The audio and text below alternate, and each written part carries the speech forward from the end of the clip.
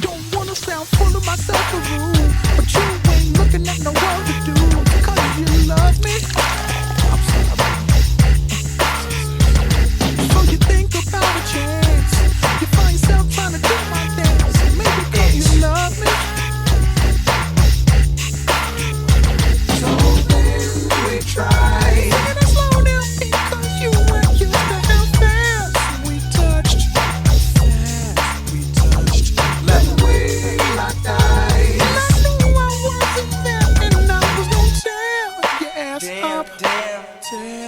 I know that I care. No, never mind if I'm sure. Maximilian must know. This is going to be my 10th, I believe, collection video. Yes, part 10. These are going to be fragrances 225 to 250.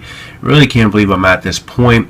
I'm actually, in the midst of part 11. I'm at about bottle number 262 or something like that.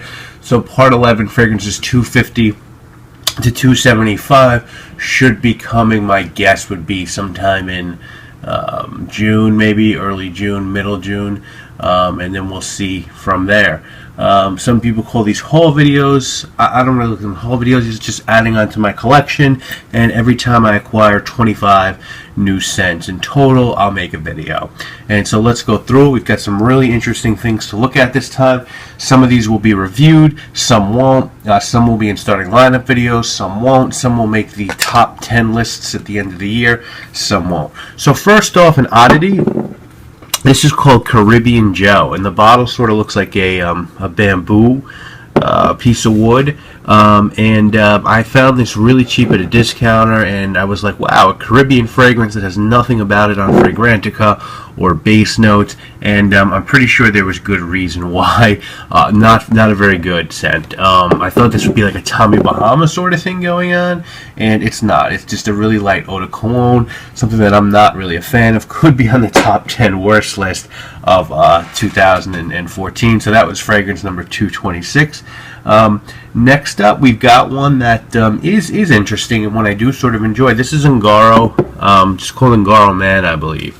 And this is a really sort of nice, spicy fragrance. It's got some really interesting notes, and this was another one I found at a discounter, and I love this bottle with the curved glass. Ungaro has been impressing me. I like Ungaro 3, and I like this one. This is Ungaro Man. Love the curved bottle, really heavy bottle, just a well-executed fragrance in general. No stranger, I'm sure many of you guys know this, Aqua Fahrenheit. I'm trying to get all the Fahrenheits. All I need now is Fahrenheit Parfum and Fahrenheit 32, and I'll be done, at least for my purposes. Don't think I'm going to go out of my way to get 0 Degree or one of the summer flankers, but I really like Aqua Fahrenheit. It's a real slept-on designer fragrance and perfect for the warm months that we're now in, and spring and summer. Aqua Fahrenheit by Christian Dior. Next, a pair of fragrances that you guys have probably been seeing generating just a shitload of hype recently, and with good cause.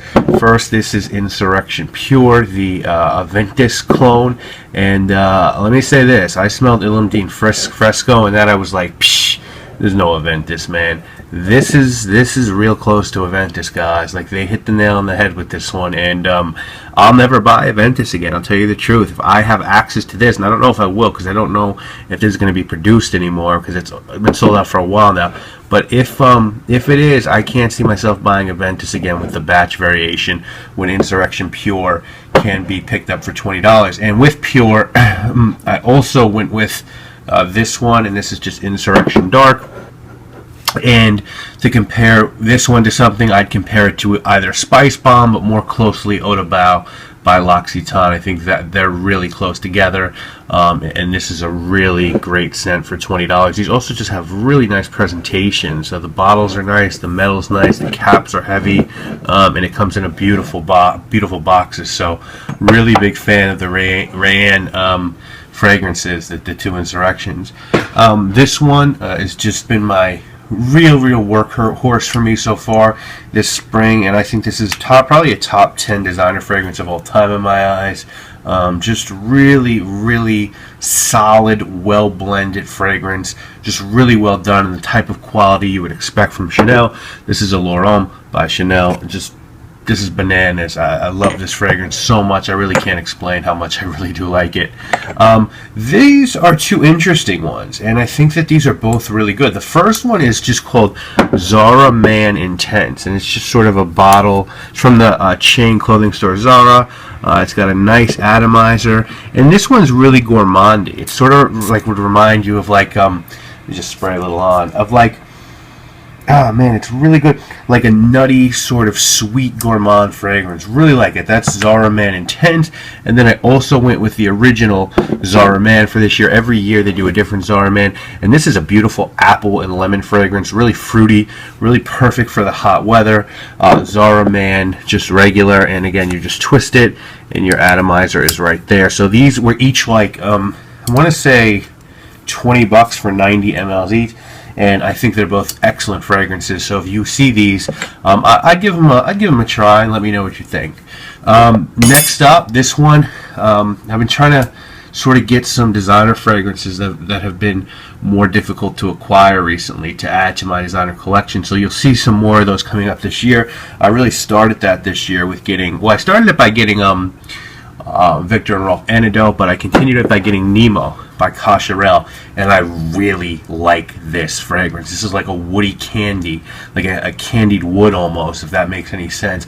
I also love the bottle. I just think it's really creative, really inventive, and I think it's a shame that this one is discontinued, because Nemo by Cacharel is a really good fragrance. I think Mark put this on his top 20, I want to say fall designers list for 2013, and I totally see why.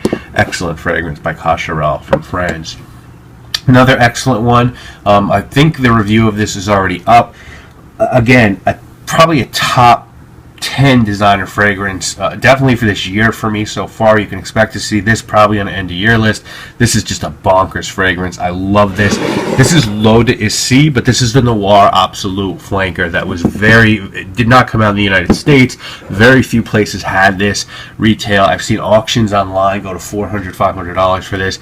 I wouldn't pay that, but I understand why they do. Imagine the original L'Eau d'Issy, and I do have a video, a review if you want to check out the whole thing, but imagine the original L'Eau d'Issy with cinnamon and nutmeg, and a little bit darker, and a little bit woodier, and you've got Noir Absolute. It's still perfect for hotter weather, but it just has a little bit more darkness to it, and I think it's fantastic. I like it better than the original.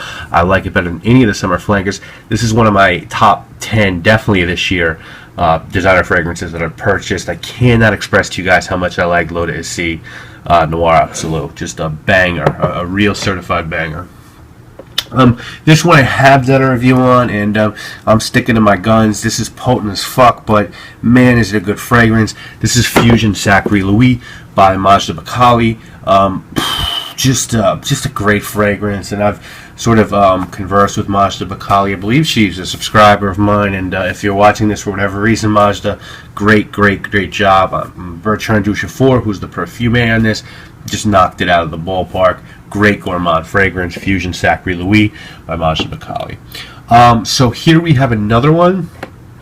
As I said, I'm trying to get those like harder to get designer fragrances, try to add some value to my collection, real value. And so another one I was able to pick up that I'm very happy about. I got a used bottle of this, but it was 90% full when I got it. And this is a 50 ml of the original M7 by Yves Saint Laurent, the first oud designer scent that came out. Well, of course, Ford was a creative director of YSL. This is a really beautiful scent. A little underwhelmed by it because I had such expectations based off what I had read, but I'm just really happy to have this bottle in my collection finally, and I've been wearing it. I really like M7. Now, these three, a little bit weird. Not much is written about these three fragrances, but they're all really good. They're in a series, 1, 2, 3, and they're light. They're just very light. They're like real eau de colognes, but they're just really high quality, and I really enjoy them. So let's just go through them one by one. The first one is called Vetiver Blanc, and this is by Les Notes de Lanvin. And Lanvin, is, as many of you guys probably know, is a very ultra-luxury French design house. They do some fragrances that avant-garde and Arpège, for men and women that are sort of like designer quality, but this is sort of, I think they're stab in niche perfumery. And the first one's called Vetiver Blanc, and I got this pretty heavily discounted, so I had to live with the Terre but that's fine with me. So the first one's Vetiver Blanc. The second one is called Oud and Rose, and I think I like, well, this one I like second best. And then the third one in the series, and there's only 3, is simply called Orange Ambre. And I think Orange Ambre is a huge winner. It's sort of a light amber scent with just a beautiful like splash of almost like curacao orange.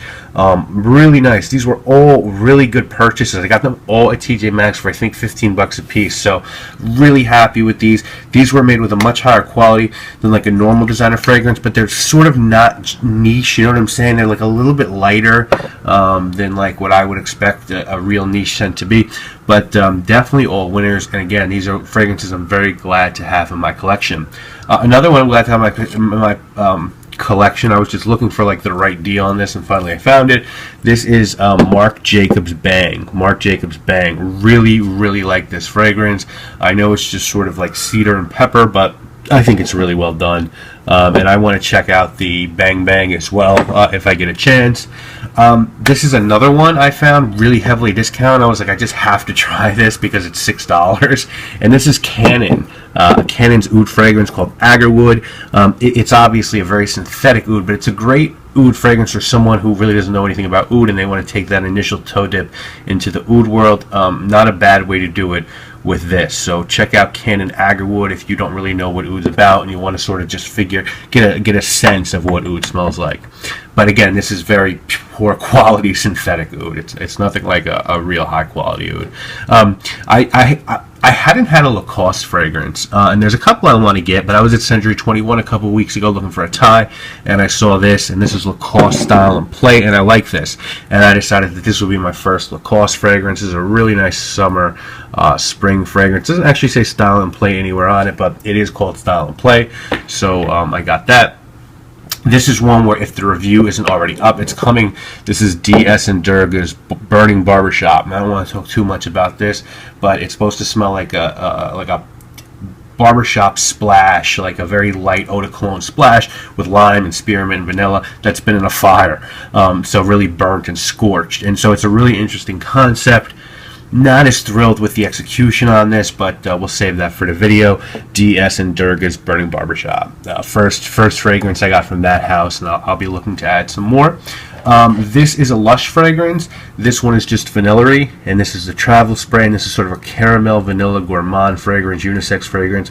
I like Lush, man. Lush is sort of like my Comme des Garçons. I don't really love Comme des Garçons, but I like sort of bizarre fragrances, and I like that I can just walk into Lush, which opened a couple blocks away from my office, and for $20 get a travel spray of something weird and something sort of offbeat. And so this is my second. I also have a Breath of God, and I'll be adding more of these along the way as well. Another one, if the review's not up, it's coming. This is Pulp by Byredo. Far and away my favorite from the Byredo house.